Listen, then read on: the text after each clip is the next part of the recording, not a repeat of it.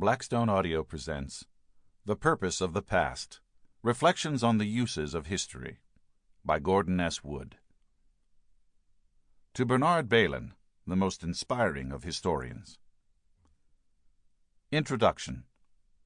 The reviews collected in this volume were written over the past quarter century or so.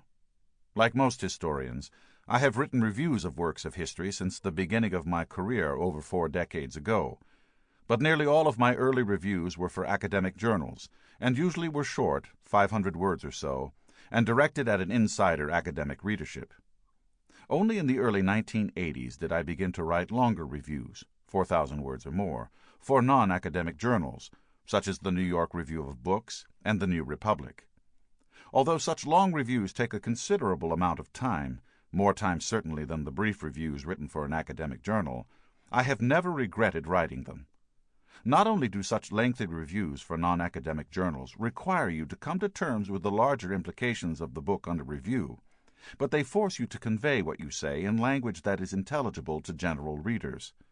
Writing reviews for a lay readership is a marvelously stimulating experience, and all historians ought to try to do it. If they did, they might make our history books much more readable. Of course, it also helps to have superb editors like Robert Silvers at the New York Review of Books and Leon Wieseltier at the New Republic, in addition to the keen editorial eye of my wife Louise. Scott Moyers, my scrupulous editor at Penguin, and Andrew Wiley, my indefatigable agent, suggested that I collect some of these lengthy reviews in a single volume, especially those of books that revealed particular approaches to the writing of history. As I looked back over the dozens of lengthy reviews I've written over the past several decades, I realized that in some way I was marking the course of much of the research and writing in American history during this period. Perhaps it might be helpful, we thought, for readers who might not have read the original reviews or had forgotten them, to see what has gone on in American history writing over the past 25 years, at least as it is represented by some of the books that I reviewed. At the same time, these reviews tend to reveal my own varied responses to what has happened to historiography during this tumultuous period.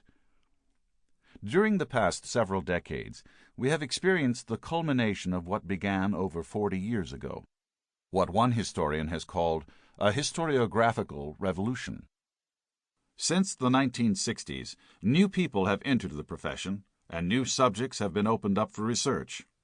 Instead of writing about statesmen, generals, diplomats, and elite institutions, historians began concentrating on ordinary folk and marginal people, the poor, the oppressed, and the silent. By the Sample complete.